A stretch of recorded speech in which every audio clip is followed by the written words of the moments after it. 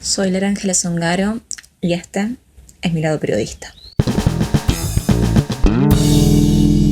En esta ocasión con Julia Mora hablamos sobre Julietita niña y sus deseos de ayudar a la gente a exponer sus pensamientos. Nos preguntamos, ¿cómo pensar el rol adulto en relación con infancias? Hablamos también sobre la complejidad de las transformaciones sociales, la incomodidad de abordar cambios estructurales y las diferencias generacionales en este sentido. También sobre la necesidad de formarnos en mapaternidades y de hacerlo pensando en políticas públicas, además de espacios particulares. Hablamos sobre cómo devino en la comunicadora que soy y los vacíos existentes en los cuales busca centrarse en su labor, sobre su vínculo con el movimiento feminista y con el concepto de disenso, sobre los desafíos de la masificación y su vínculo con la militancia. Hablamos sobre la necesidad de popularizar que las madres no pueden maternar solas, de romper con el adultocentrismo y la policía que tenemos internalizados. Tenemos más preguntas que respuestas, eso seguro, pero de eso se trata este espacio.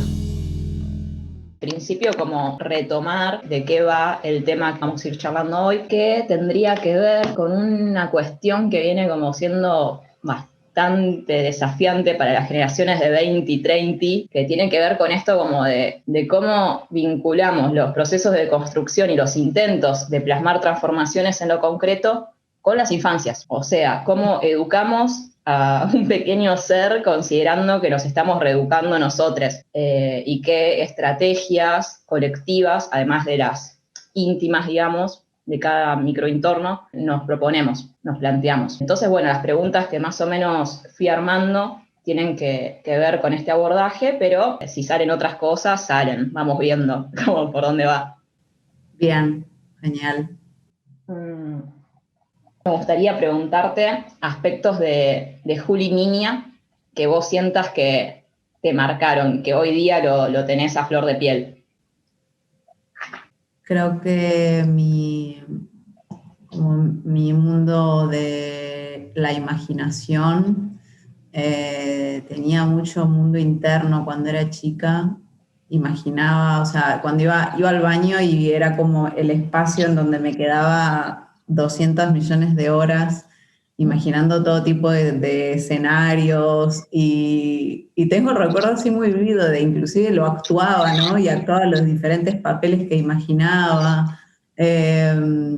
Como tenía mucha imaginación y algo que imaginaba mucho era como que ayudaba a la gente y me imaginaba como parada en un escenario hablando a las personas, como que sentía que tenía cosas importantes para decir. Tenías como una charla TED. Bueno, sí, era una cosa así lo que yo me imaginaba, como que daba una charla TED tal cual. Esa era como mi meta en la vida, era dar una charla TED. Solo que todavía no sabía lo que eran las charlas TED, pero ya lo imaginaba.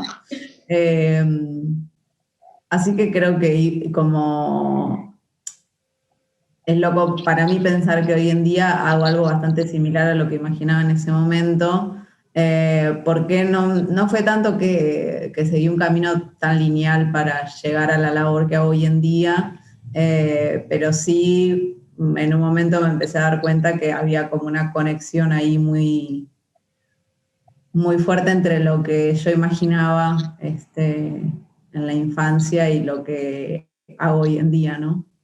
Y en ese momento, siendo chiquita, ¿se te daba, digamos, por practicar eso con amigas, amigos, o era algo que estaba solamente en tu imaginación proyectando temas de grande? No, era gracioso porque mi papá siempre decía que a mí me dejaban en un grupo con gente totalmente desconocida, por ahí, no sé, salíamos de vacaciones a algún lado y de pronto en el lugar en donde estábamos parando había otras familias y tal, y como que me dejaban durante el día ahí por ahí con esa gente, yo era muy sociable. Y cuando volvía me sabía como vida y obra de toda la familia, y te hablo de una infante de primaria, como que, bueno, en sí, socialmente las personas tienen mucha necesidad de hablar y yo desarrollé como una capacidad cognitivo-emocional bastante desarrollada desde muy pequeña. Y además estaba como muy atenta a las cosas que pasaban, ¿no? Como que también tenía esa capacidad leer entre líneas, de notar cosas que por ahí las demás personas más grandes, como estaban, supongo yo, en otros rollos no notaban. Entonces mi viejo se reía mucho de eso, ¿no? De que volvía como con todos los tejes y manejes de la familia, porque o me lo contaba gente más chica, o inclusive me acuerdo, hoy en día lo pienso y digo, qué locura, pero gente más grande que me confiaba cosas, que me confiaba cuestiones familiares, ¿viste? Y yo encantada, porque me encantaba escuchar a la gente. También me acuerdo por ahí de situaciones medio conflictivas en la primaria, ¿viste? Como de banditas que se peleaban y me gustaba mucho estar así como de mediadora, ¿viste? Como de darle la palabra primero a este y luego a aquel. Ah, me muero. ¿Y te validaban en ese rol, o no? Sí, sí, sí, estaba, porque aparte yo lo hacía como me encantaba estar en ese puesto, así que era bienvenida, sí. De una. ¿Y qué aspectos de la educación que te dieron en tu familia, más allá de que siempre mencionás que no fue particularmente feliz tu infancia, qué aspectos sí rescatarías? Algo que digas, con esto sí me quedo. Eh, Mira, me gustaba mucho de mi mamá y lo noté por ahí más de grande una vez que entendí ciertas implicancias sociales, que mi mamá me validaba mucho como mi energía masculina.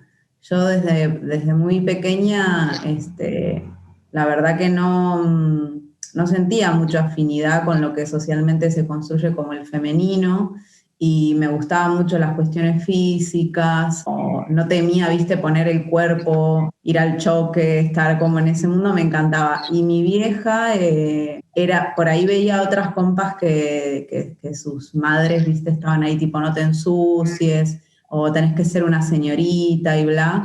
Y mi vieja nunca fue así, siempre, o sea, le cebó que yo me tire al pasto y juegue como yo quisiera. Y, por ejemplo, con el tema de la depilación, mi vieja siempre me decía como, no, tus pelos son re lindos, son hermosos, y una vez que arrancas a depilarte es como que eso no frena nunca más. Obvio, ella en su mentalidad no pensó que después yo en la adultez iba a dejar de depilarme, ¿no? Ella lo veía como que una vez que arrancabas no se terminaba nunca más, entonces como lo pienso en retrospectiva y pienso que, bueno, había por ahí otras infancias sociabilizadas como mujeres cis a las que se les ponía un montón de presión y en ese sentido mi vieja como cero, todo lo contrario, creo que ella pujaba mucho porque yo que tuviese bien desarrollado mi lado masculino y eso me gusta mucho. Bueno, bien, una buena. Marcamos. Genial. ¿Y qué son para vos las infancias libres? Es un poco difícil hablar de infancias libres en la sociedad que tenemos, ¿no? Hoy en día me parece como algo utópico, sinceramente. Hoy en día, ¿no? Quiero decir, me parece que es un proceso que recién arranca y una por ahí de las cuestiones sociales más dejadas de lado.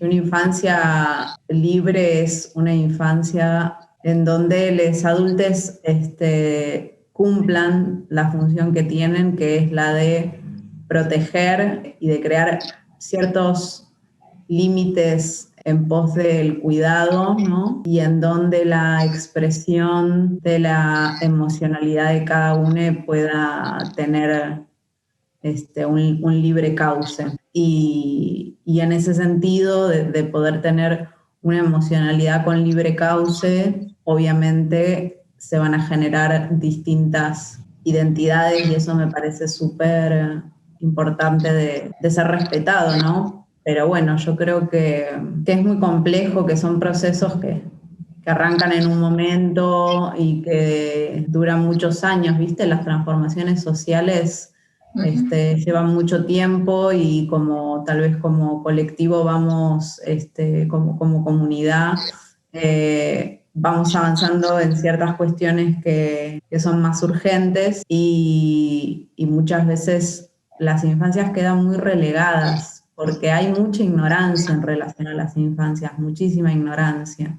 Pero creo que va un poco por ahí, de que los adultos puedan comprender que son cuidadores de algo que no necesita ser corregido, cuidadores de algo que ya está bien como es, digamos, y no que es algo como a enseñarle constantemente. Hay un adultocentrismo que opera a nivel social, que nos hace creer que como adultos necesitamos enseñarles cosas a las niñas, y yo me parece que es un poco más al revés, que en realidad son las niñas los que tienen en general muchas datas claves para nosotros y que no entendemos todavía cómo funciona la categoría de infancia.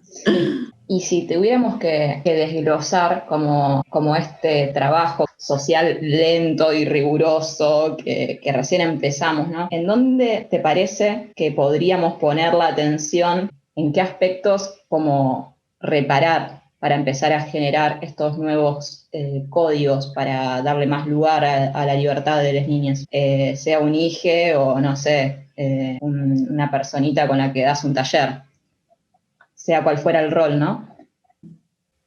Mira, en ese sentido me parece que la legalización del aborto y poder hablar con libertad, digamos, del tema, sin tabú, sin estar pensando que abortar está mal, ¿no? Eso me pareció siempre una data muy clave, y en su momento escribí un texto que después no lo terminé publicando por un poco de temor, pero creo que hoy en día sí lo expondría. Y en el sentido de que me parece que es muy importante que las personas que vayan a tener hijes tengan realmente un deseo de comprometerse, ¿no? Y que no sea una cuestión de un mandato, de una obligación, y entonces en ese sentido, tanto tener la ley como el hecho de poder hablar de estos temas con mayor soltura, me parece que es muy clave, porque ahí en el deseo, ¿no?, de acompañar una infancia, para mí hay una data que es muy clave, ¿no? Eso me parece un inicio alentador al menos.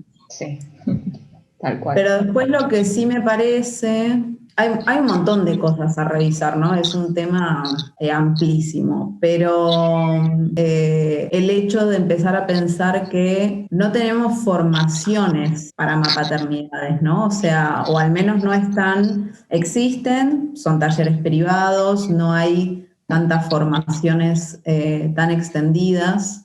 Se ampara todo mucho en decir como, bueno, si sos mujer, primero eso, como se tiene en cuenta que solamente las mujeres sí pueden ser madres cuando no es así, y encima de eso, el hecho de pensar que hay como un instinto de que cualquier mujer, por solo ser mujer, va a tener, digamos, una forma de crianza súper armoniosa porque es mujer y entonces lo lleva en la sangre, eso es un peligro realmente, porque entonces las personas no se forman, repiten patrones y en ningún momento se ponen a pensar que en realidad es muy necesario hacer un propio análisis psicológico, un propio análisis emocional previo a, o al menos durante, estamos en contacto con infancias, ¿no?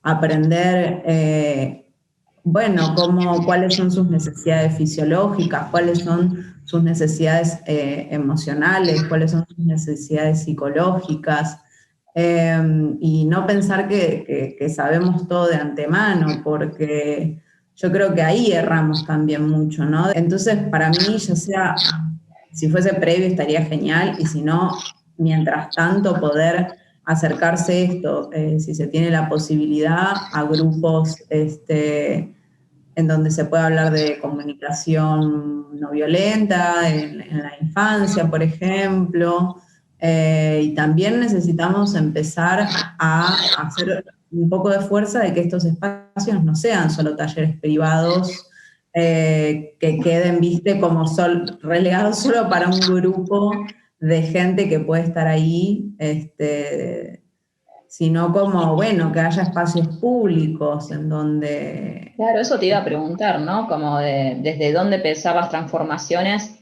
yendo como a un plano más de políticas públicas, ¿no? El rol de la institución ahí, como qué opinión te merece ese tema, ¿no? Como de la escuela pública, por ejemplo, por decir una posible institución.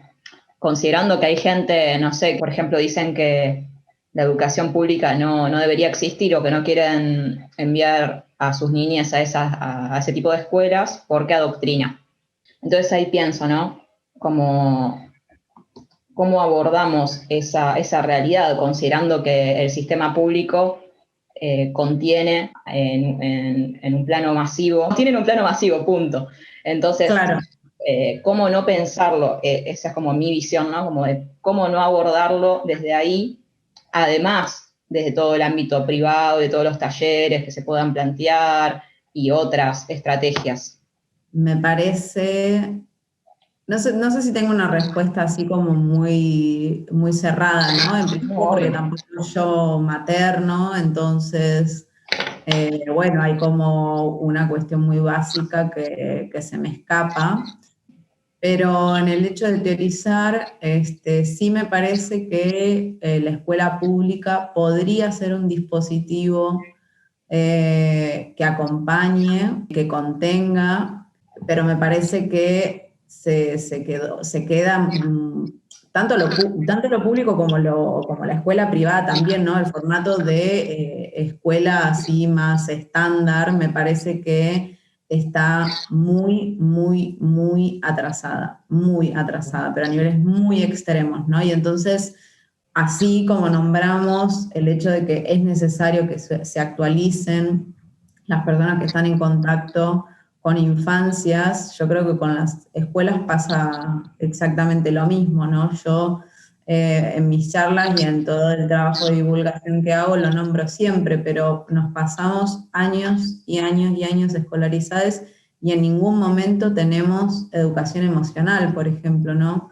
Hace muy poco tiempo que salió la ley de ESI, que no se termina o sea, hay muchísimas escuelas, sobre todo las privadas, que no lo ponen en práctica.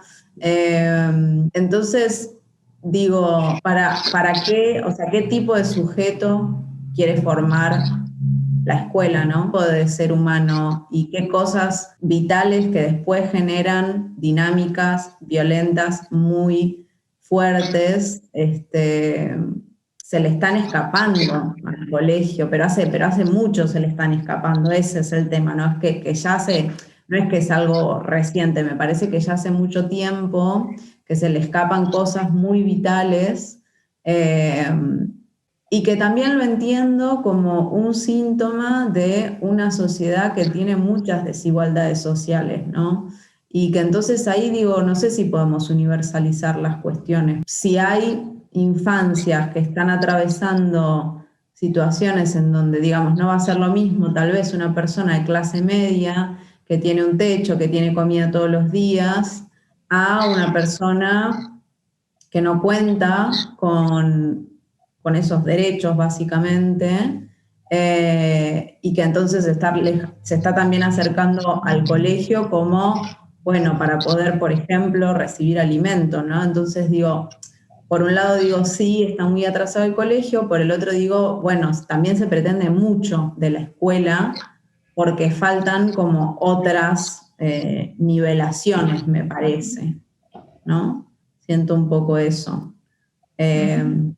Sí, creo que claramente que intenta generar un tipo de ser humano que es funcional a un sistema capitalista, eso realmente lo creo, o sea, ya te digo, el hecho de que no se tengan ni una hora por semana de educación emocional, de educación en los vínculos, de educación sexual, de un corte no binario, no falocentrista, digamos, y esas son cosas básicas, cosas muy básicas que después generan mucho daño, ¿no? Sí, creo en ese sentido que el problema histórico que hemos tenido es en como el no considerar el ámbito curricular como un campo de disputa también a nivel social. En general queda como muy, muy guardado, digamos, para quienes se dedican a eso y ya.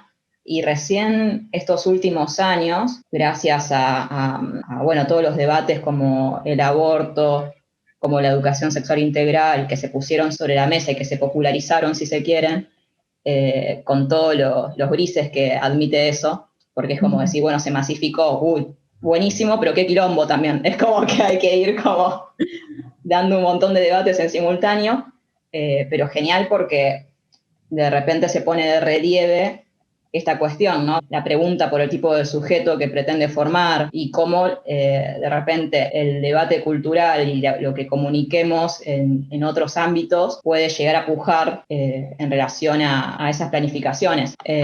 ¿Vos crees que tiene una injerencia como el movimiento cultural en ese sentido, que puede presionar de alguna forma para que algo de eso cambie? Ojalá que sí.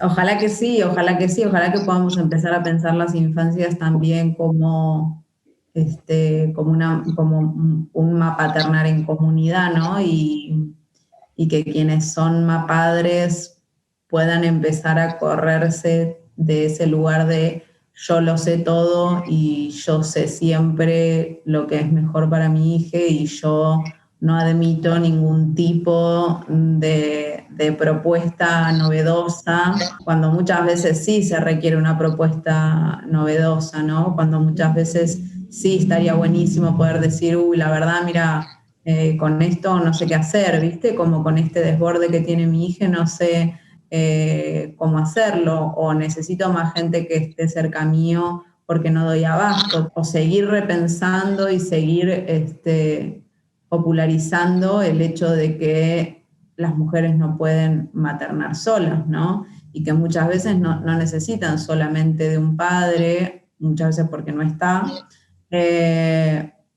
sino como de un grupo de personas que pueda estar ahí sosteniendo esas mapaternidades. Yo creo que sí, que funciona, creo mucho como en perseverar, en hablar de estas temáticas, porque me parece que no son cosas que se vayan a modificar de hoy para mañana, me parece que son cambios sociales estructurales y por ende no son cómodos, no estamos muy en general y sobre todo por ahí generaciones más anteriores a las nuestras, no están muy ayornades a los cambios, ¿no? A decir como, bueno, yo vine teniendo esta determinada dinámica y hoy en día tengo la apertura suficiente para darme cuenta que tal vez eso no era lo ideal para las infancias, ¿no? Pero ahí vuelvo al punto, necesitamos corrernos de ese adultocentrismo para poder pensar en las necesidades de las infancias y no tanto en lo que queremos como padres, ¿no? Por eso pienso que el colegio me parece una gran herramienta en este sentido de lo que vos decís. Tiene, digamos, la potencia de popularizar ciertas cuestiones y eso es súper necesario. Ahora necesitamos saber qué queremos que se popularice, ¿no? La docencia me parece una labor increíble, increíble realmente, a la que se la acompaña también muy poco. Entonces, otra vez, es pedirle mucho a sectores que están muy desbordados. Entonces, es como, bueno, pensar cuál sería el cambio que podría hacer que un docente tenga más aire para poder llevar adelante su labor de una manera más, más tranquila, más gozada, más placentera, ¿no? Porque quiero decir, si al frente del aula hay una persona a la que no le alcanza la guita a fin de mes, que tiene 1.000.000 de complicaciones, que está haciendo malabares dentro del aula, que no está logrando disfrutar al 100% de su trabajo porque está desbordadísimas de presiones. Digo, hay posibilidad entonces de abrazar la demanda de las infancias si seguimos sosteniendo esas formas. eso es una pregunta también, ¿viste? Como muchas preguntas, pocas respuestas tengo. No, sí, es que es así. Empezás a preguntar, a mí me vas escribiéndolas, es como un sinfín de una pregunta que le pregunta otra pregunta y así. Pero bueno, de por sí me parece que esa es la teca, habilitarse la pregunta infinita como ese estado de apertura y de movimiento que justamente generaciones anteriores no la tenían tan ayornada como mencionabas. Ese es como creo, como es un salto de época espectacular que estamos haciendo. Aunque haya tanto como abismo y tanta incertidumbre y a veces impaciencia, porque es esto de saber todo lo que hay que se tiene que transformar y lo que va a costar.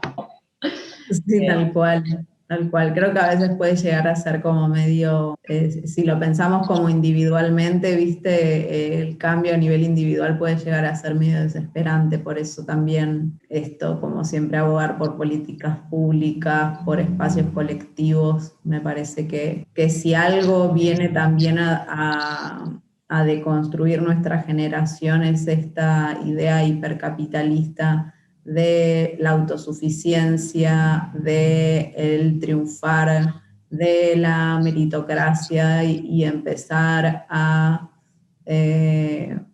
pensarnos como los seres interdependientes que somos, ¿no? Que nadie puede ser autosuficiente en realidad, eh, y empezar a pensar las cosas, bueno, en comunidad y con mucha perseverancia.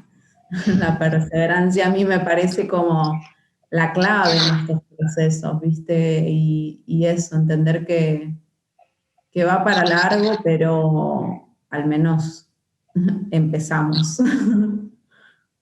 Algo concreto que se me ocurre, por ejemplo, es la superpoblación en las aulas. Uh-huh. Es imposible que 30 o 40 infantes, primero, puedan ser contenidos por una sola persona, segundo, que vayan a aprender las cosas con la misma motivación y a los mismos tiempos. Ahí es cuando digo como, bueno, necesitamos como más distinta formación, pero también más adultos por cantidad de niños, porque Sí, sí, sí. es bastante inviable, ¿no? Y esa es una problemática que la docencia recalca mucho, en donde se dice, bueno, esto que se está pretendiendo de mí como colectivo docente, pero hay una realidad que me desborda, ¿no? Y ahí, como digo, qué vital poder tener escucha de las personas que habitan el aula, o sea, de las personas que están en contacto todos los días con las niñas, ¿no? De las maestras de sala, de los docentes después de secundaria también, o sea, es como, porque son ellos los que ponen el cuerpo, los que ponen el psiquismo, los que ponen las herramientas, entonces como ahí hay una data muy valiosa que necesita también ser acompañada. Para mí la docencia es como la pata clave y a la que habría que darle, viste, como los mayores abrazos posibles, Sí, sí, sí. en todos los sentidos. Sí. Y en tu educación puntual, vos has ido como a unas escuelas especiales, ¿no? Sí, sí, ¿Cómo eran esas escuelas? ¿Qué onda? ¿Cómo fue tu experiencia ahí? mira, mucho privilegio porque yo soy una persona de clase media, que siempre lo fui. Nací en una familia de clase media que, que venía de gente de clase media y sobre todo también de personas con carreras universitarias terminadas, eh, como con ese prestigio, ¿no? De ese momento que yo creo que ahora se está como empezando a construir y lo celebro. Yo no tengo un título ni me interesa tenerlo, universitario me refiero, ¿no? Pero sí que en mi familia siempre fue y sigue siendo muy importante la educación. Entonces, mi mamá y mi papá como hicieron mucho hincapié en eso. Eh, Fui al jardín de la universidad. Del jardín pasé a una primaria psicopedagógica, no, a una primaria pedagógica, la escuela número 2 de Barrio Jardín, que tiene un sistema muy distinto, y yo, claro, nunca fui a una escuela pública convencional, entonces había muchas cosas que nunca vivencié, que no sabía cómo eran, como esto que siempre me nombraba la gente de el guardapolvo blanco, formar las canciones patrias, eso en mi primaria no existía. Yo fui a una primaria que tenía un jardín, o sea, un parque directamente de media hectárea, y ese era nuestro patio, por ejemplo, ¿no? O sea, un recreo de media hora en donde era válido tirarse al piso, jugar al poliladrón, jugar a lo que tengas ganas de jugar, El media hora poliladrón. para Qué cansarte. recuerdos. La primaria para mí fue increíble, yo como, sí, sí, como que, por ejemplo, ese es un buen ejemplo para mí de cómo la escuela puede ser un gran bálsamo para una infancia violentada, en donde yo tenía una determinada realidad dentro de mi casa, pero en el colegio estaba como muy contenida, tal vez no porque los docentes estuviesen en conciencia de lo que yo atravesaba en mi casa, sino por el tipo de dispositivo, ¿no? Como, bueno, poder llegar y no teníamos exámenes, entonces ese momento así de estrés y de tensión absoluta que generan los exámenes y sacarte una nota alta y terminar a tiempo, ¿no? Eso no existía, teníamos una carpeta con trabajos, teníamos este recreo de media hora, al final de todo hacíamos una ronda en un Zoom de todo el colegio, toda la primaria se sentaba de chinito haciendo una ronda. Increíble. Hermoso.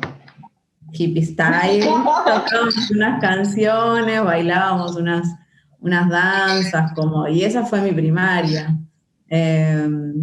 Todo muy Muy encuentro de mujeres y disidencias, pero en una escuela. Muy progre todo. No, sí, tremendo, tremendo. Y de ahí pasé a hacer la secundaria en Bellas Artes, un colegio preuniversitario, también con con un gran renombre acá en la ciudad por el tipo de educación que tiene. Y así que como que salí de una escuela friki a otra escuela friki, y yo como con mis críticas, como las tengo siempre, pero la verdad que muy buenas experiencias a nivel educativo. Esto en relación a que no había mucho diálogo ni mucha formación en cuanto a educación emocional, educación vincular, pero más allá de eso, fueron dos colegios muy lúdicos, y eso me parece como súper importantes. En Bellas Artes también había mucho juego, era muy divertido, la verdad, muy divertido. Bueno, y de ahí primero Bellas Artes tiene un año más que todas las secundarias, así que con 19 años entré a psicología. La adolescencia fue un momento muy duro de mi vida y fue imposible para mí salir de Bellas Artes, en donde todo estaba tan contenido, éramos pocos, nos conocíamos entre todos, ¿viste? Había como una contención hermosa, y de pronto la facultad.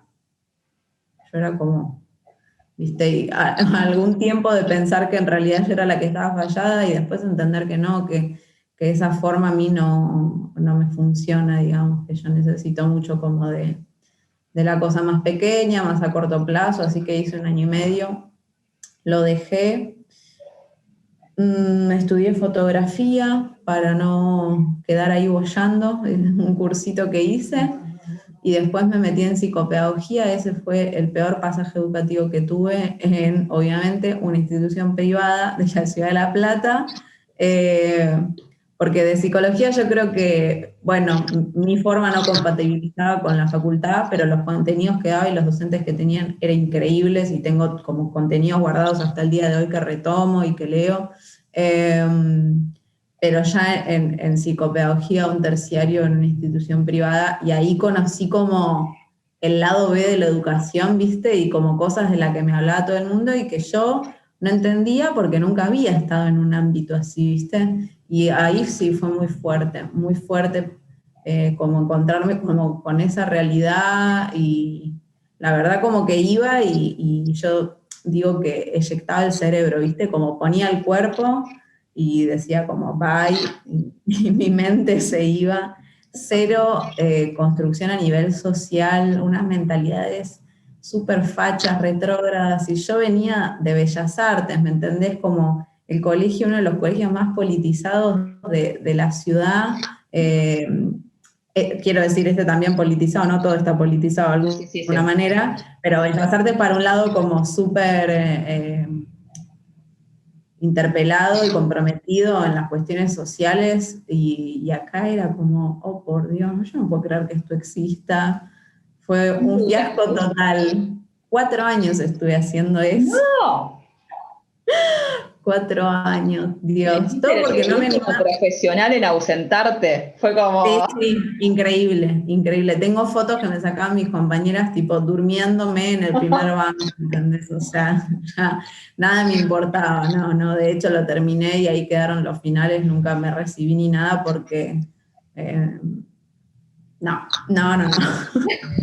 Ahí quedé.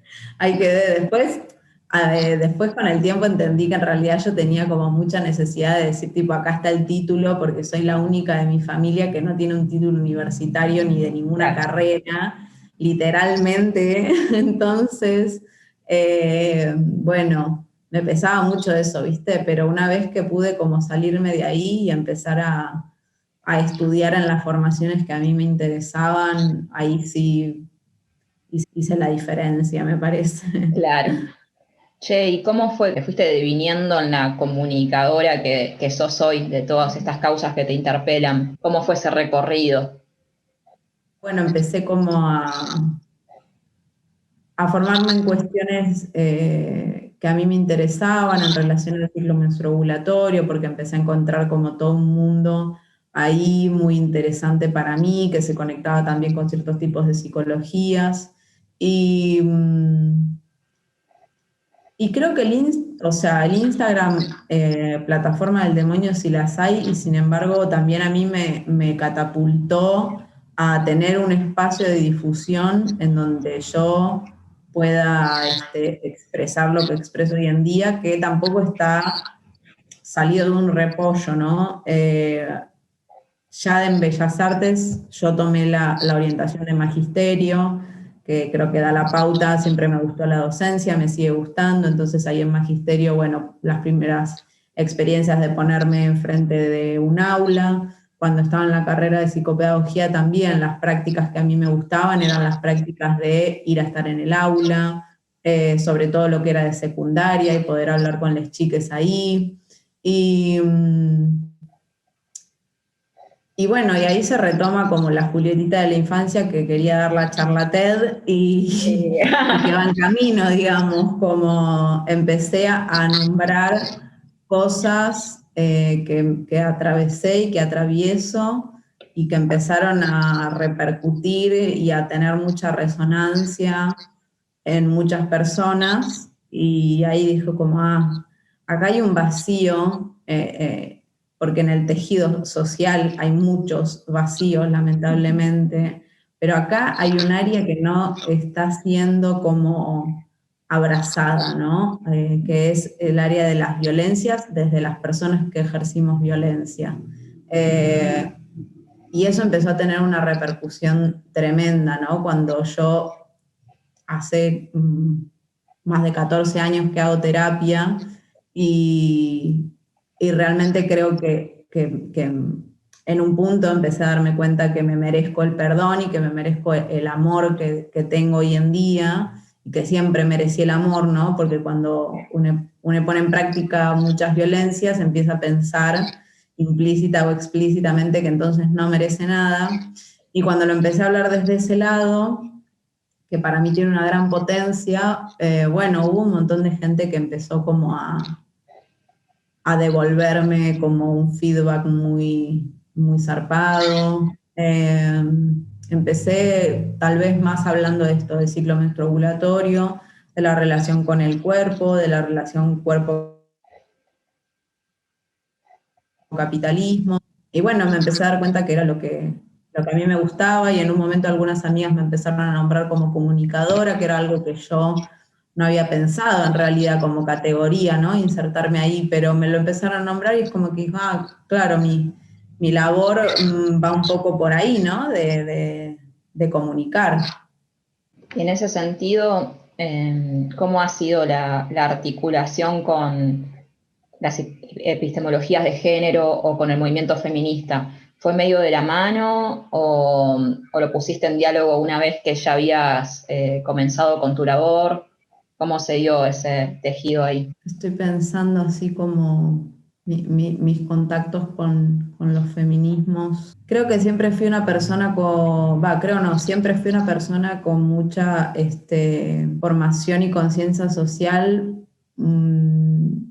facilitado mucho por mi hermano, que él es trabajador social, y desde antes de eso siempre tuvo como una conciencia social muy desarrollada, y él me transmitió mucho eso.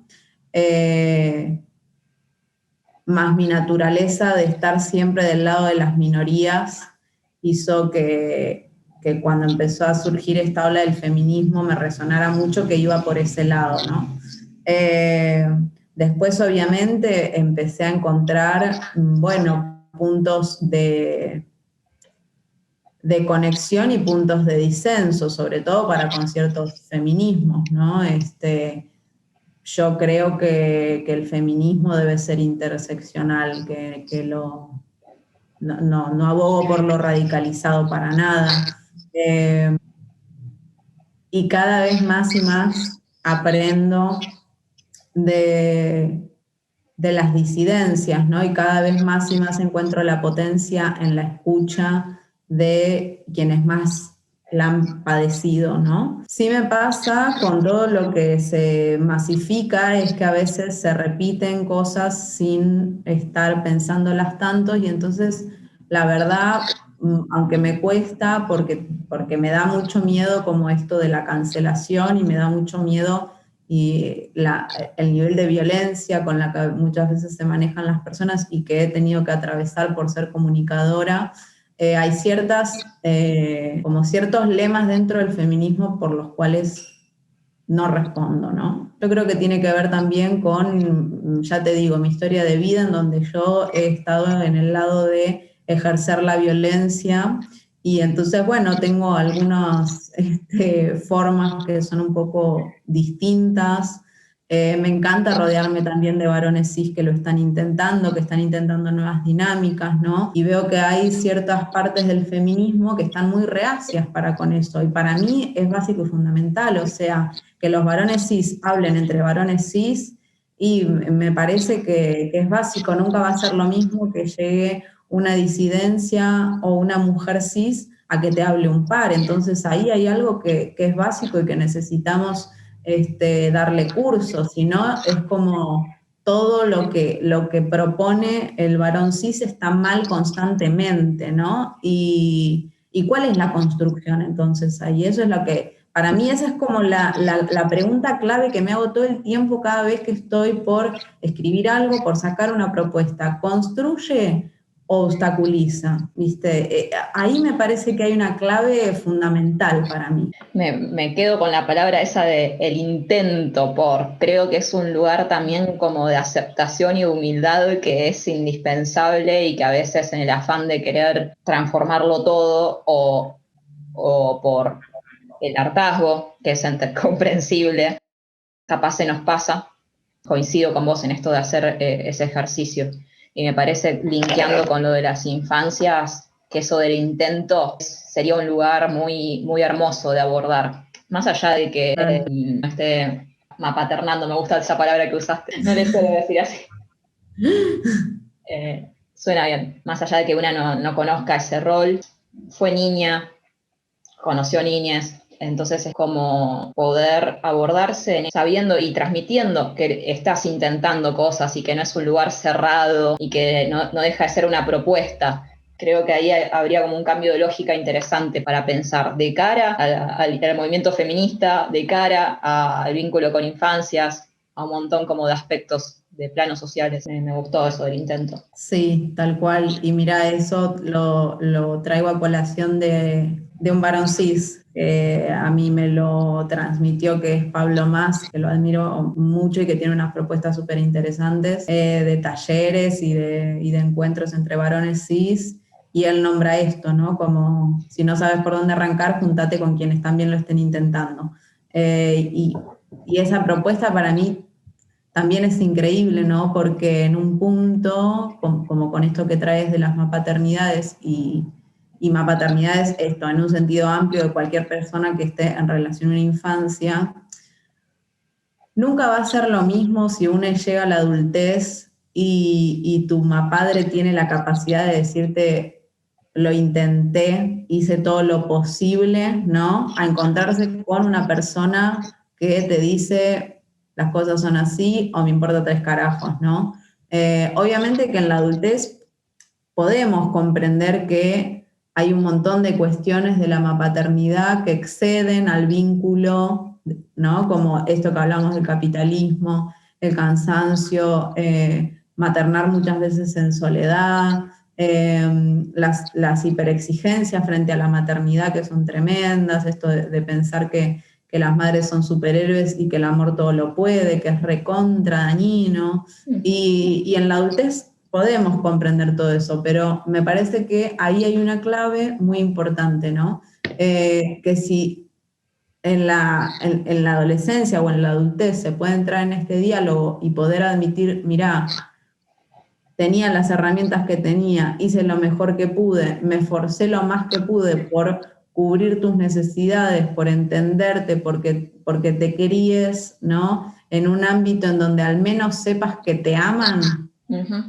es como una gran diferencia, ¿no? Porque después eso, como diferencias en las formas, heridas, bueno, inevitablemente, porque de por sí el proceso de crecimiento, el proceso de separación de la madre, el proceso de separación de una casa es un duelo, ¿no? El límite, por ejemplo, el límite sano es un duelo, pero también es un cuidado. Entonces, como bueno, el dolor es inherente al ser humano, ¿sí? Muchas veces es como que pretendemos evitarlo, que no exista, ¿no? Como que pensamos que lo que es bueno nunca duele, y en realidad el dolor es inherente a la vida, pero hay formas de encararlo que son eso, como bien distintas, ¿no? Me parece que eso es, sí, muy vital, al menos que las infancias tengan garantizado esto, el amor. Después hay muchas formas que pueden ir variando, pero hay cosas que son básicas y que todavía no se entienden como básicas a pesar de que en las legislaciones son parte de los derechos fundamentales de la infancia, ¿no? Porque el hecho de tener un espacio que vele por la seguridad emocional, física y psicológica es una ley, es parte de la ley, no es solamente que tenga abrigo, que tenga comida y que se pueda bañar. La parte emocional y psicológica también es parte de los cuidados básicos, pero bueno, el capitalismo ha hecho estragos. Solo se enfoca en la productividad y olvida cosas basiquísimas. Sí. Olvida o quiere olvidar. no.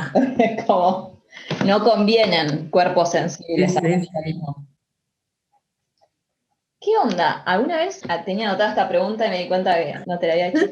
Viste que es todo un trabajo de militancia el que estás haciendo. ¿Alguna vez tuviste algún preconcepto respecto a la militancia? ¿Se te jugó de alguna manera el sentir que estabas militando muy sola? ¿Te jugó alguna vez como ese fantasma o siempre con mucha seguridad? Empecé a pensar eso cuando empecé a hablar de las violencias, sí. De hecho, hoy en día siento muy que hago una labor que tiene un enfoque en donde no encuentro mucha tribu, la verdad, ¿no?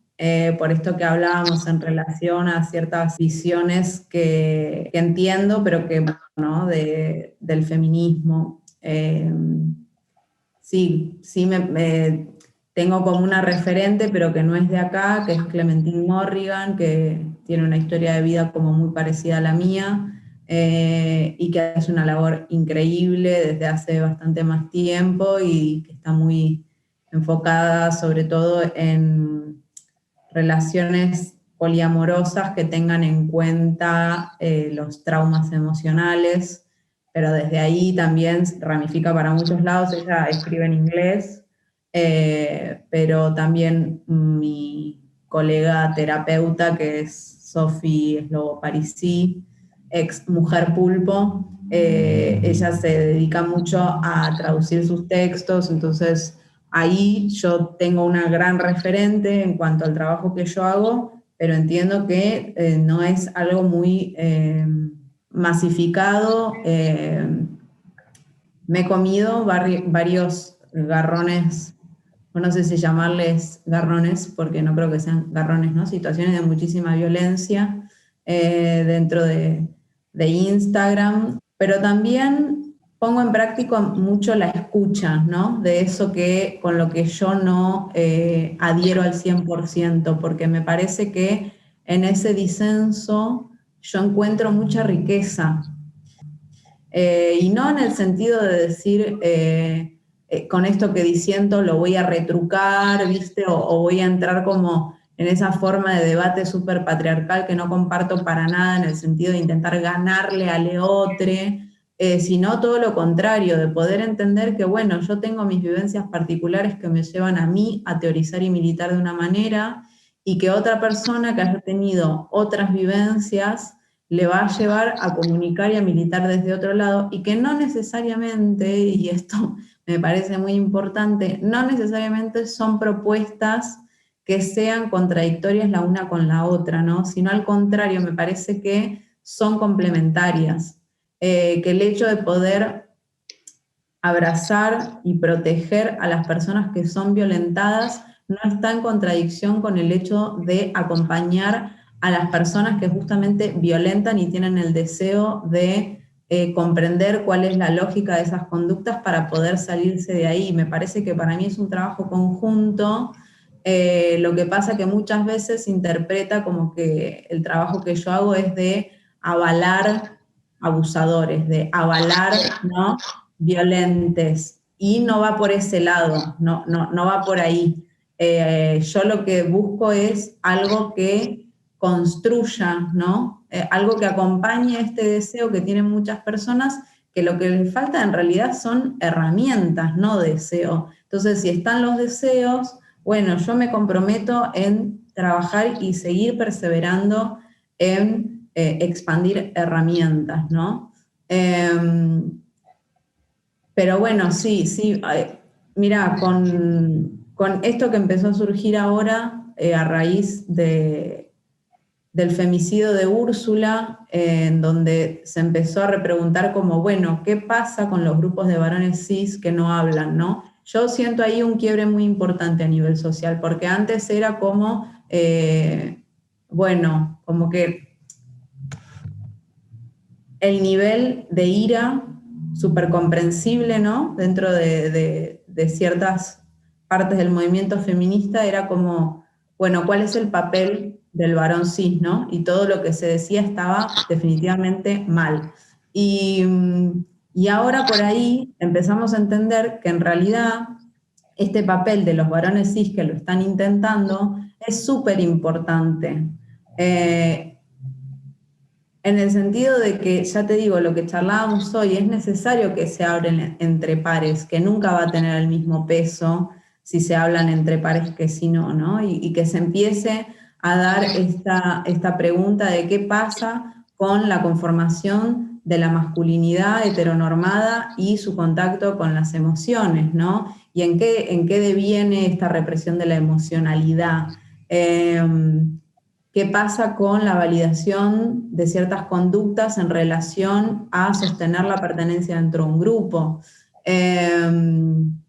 ¿Y cómo hacen para entonces empezar a activar formas que les empiecen a sacar del papel de activadores de violencia, ¿no? Bueno, me fui por las ramas, pero bueno, sí quiero decir como esto, que tal vez ahora empiezo a encontrar mayor cabida en varones que trabajan, que tienen ganas de trabajar conmigo para que yo brinde herramientas en relación al redireccionamiento de la violencia, y ahí empiezo a encontrar como un poco más de sostén en ese sentido, ¿no? Y también nombro esto porque tal vez es algo muy invisibilizado.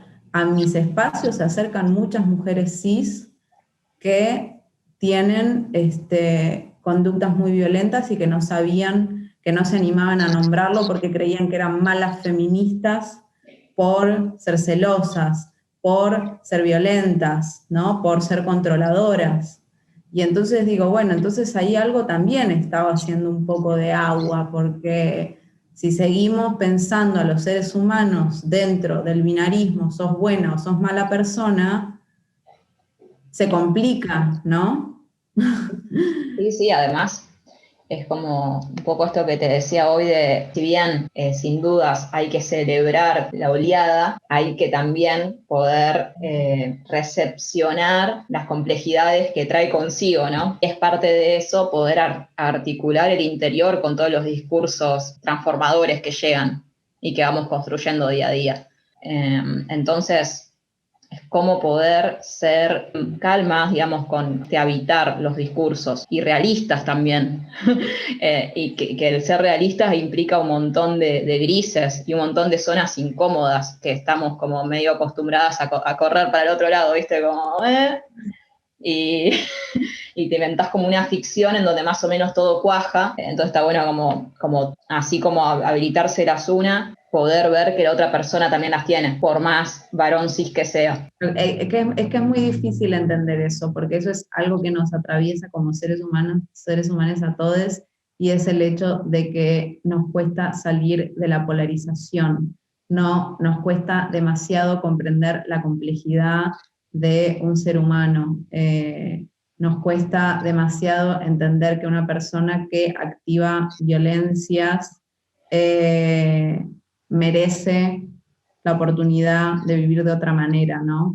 Tenemos una sociedad como muy...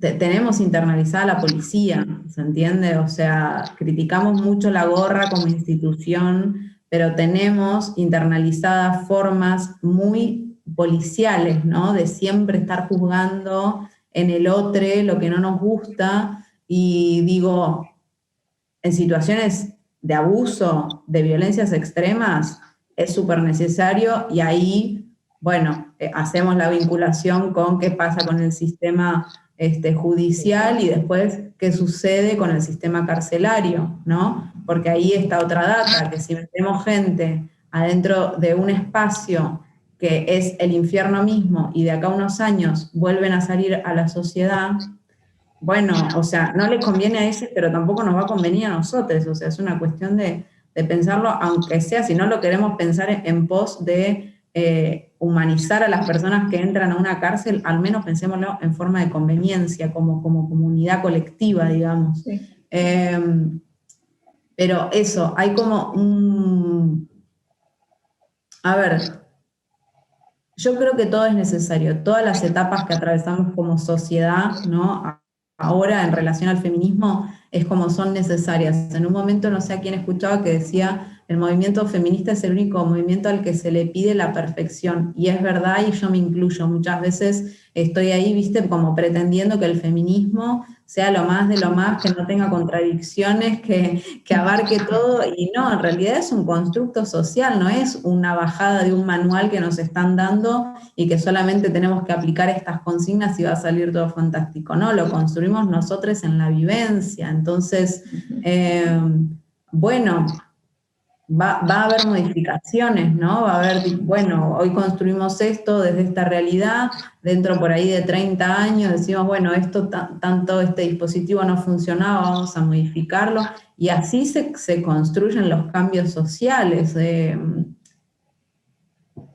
Yo creo que es súper importante la apertura, ¿viste? La escucha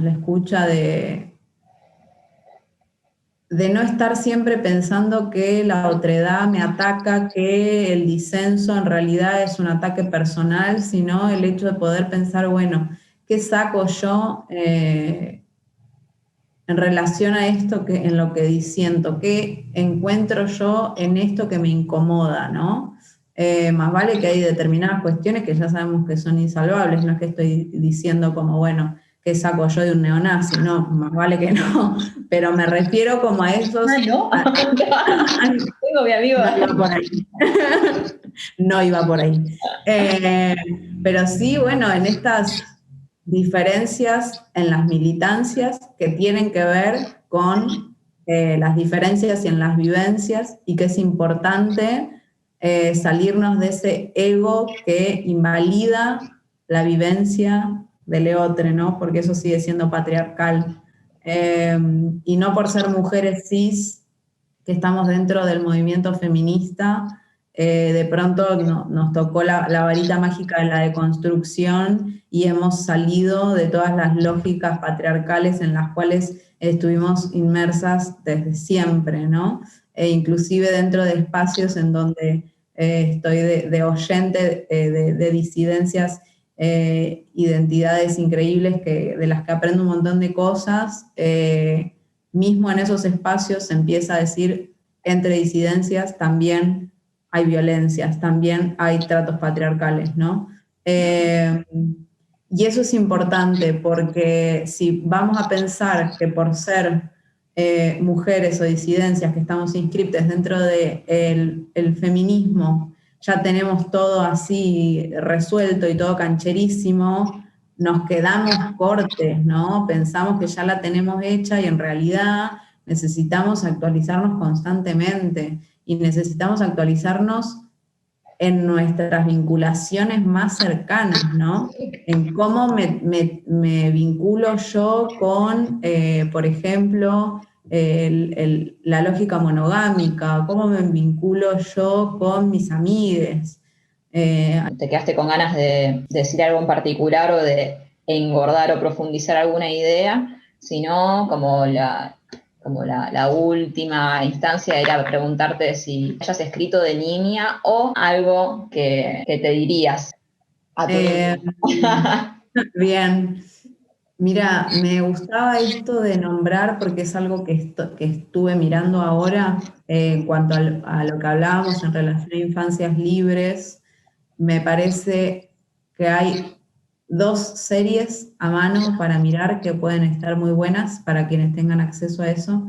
Una es Atypical, que está en Netflix y que habla sobre la adolescencia de una persona, de un chico cis neurodivergente que tiene autismo, y me parece que está buenísimo para poder ponerse un poco en los zapatos de las personas que son neurodivergentes o que tenemos rasgos neurodivergentes. Me parece que está buenísimo. Y la otra que estoy mirando, que es muy fuerte, muy dolorosa y a la vez como un golpazo de realidad muy increíble, es La Veneno, que ya sé que ya salió hace un tiempo, pero yo la arranqué a mirar ahora, y que te da un sopapón terrible en relación a lo que son las infancias trans. Y el dolor, ¿no? El dolor increíble de vivir en un mundo que te rechaza constantemente, y no solo un mundo, sino una familia. Hace poco tomé el taller de masculinidades y confusión que brinda Marica Combativa, y ella decía que cuando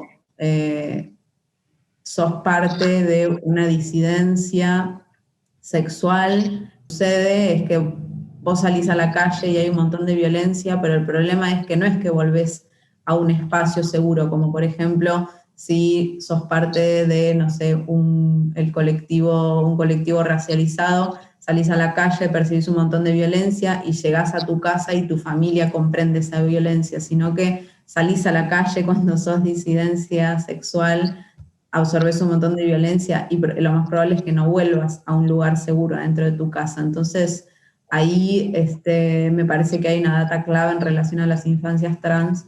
Estaría buenísimo que todo el mundo pudiese ver.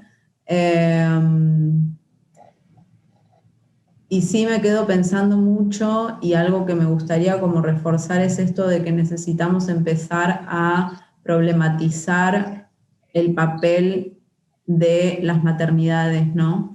El papel de esto de la mujer cis que va a poder maternar siempre sola y que eso va a ser un signo de heroísmo, de buena mujer, ¿no? Y qué es lo que se pretende de las madres, que siempre estén 100% felices con sus maternidades, que nunca se cansen, que no tengan angustias, ¿no? Se pretende como que sean robots. Y ahí hay una data muy clave, y en ese sentido tengo colegas que trabajan en relación a las maternidades y que para mí, siendo hija, fue súper rico leerlo para poder seguir comprendiendo mi infancia, ¿no? Que en realidad es algo que trabajamos a lo largo de toda la vida. Una de ellas es Yara Vilardebó, que habla mucho sobre maternidad y está buenísimo, y la otra es Fabi Villalba, que también habla sobre esto de la buena y la mala madre y las construcciones de las maternidades. Siento que ahí hay una data muy, muy piola. Y otro medio que difunde en relación a paternidades, y que también es algo que hay que problematizar ayer, las paternidades y cuál es su rol, que por favor aparezcan. ¿Por qué, Juli? ¿Por qué? 3 horas más de entrevista.